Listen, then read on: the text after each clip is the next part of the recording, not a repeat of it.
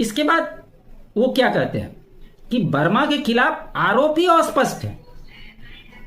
सिब्बल ने न्यायमूर्ति यशवंत वर्मा के खिलाफ महाभियोग प्रस्ताव को अभूतपूर्व और तथ्यों पर आधारित नहीं बताया।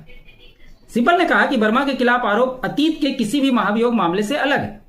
उन्होंने कहा कि पिछले मामलों में जैसे न्यायमूर्ति रामास्वामी, एस.के. गंगोले, सौमित्र सेन और ए.के. गांगुली के खिलाफ तथ्य स्पष्ट थे और किसी अतिरिक्त जांच की आवश्यकता नहीं थी, लेकिन न्यायमूर्ति वर्मा के मामले में कोई ठोस तथ्य ही नहीं है। सिर्फ उनके आवास पर जली हुई नोटों के बैग्स के आउट हाउस के वीडियो उपलब्ध। तो क्या वीडियो एविडेंस के तौर पर इस्तेमाल नहीं होता है क्या? यह भी बताना चाहिए। दूसरा, उन्होंने एक सवाल पूछा कि क्या उनके ऊपर एफआईआर क्यों नहीं हुआ।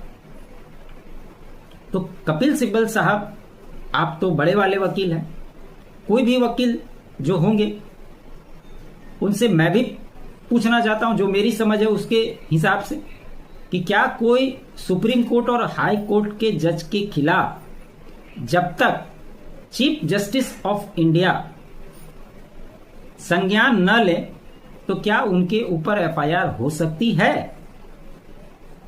इसके बारे में जानकारी दे दे तो बाकी बातें अपने आप क्लियर हो जाएगी। ये इसी तरह से लगातार तथ्यों को तोड़ मरोड़ कर पेश करने के लिए जाने जाते हैं और इसी वजह से हर वैसे मामले में ये सामने आते हैं, जानते हैं कि इनका कुछ होना जाना है नहीं। और जब इस तरह के सिस्टम पर सवाल उठते हैं तो लोगों को न्याय मिलने की प्रक्रिया पर ऑटोमेटिकली सवाल खड़े करने जैसा एक विचार मन में आने लगता है कि क्या वाकई में हमारे देश की न्यायपालिका उस तरह से काम कर रही है जिस तरह से उसे करना चाहिए। यह सबसे बड़ा सवाल है।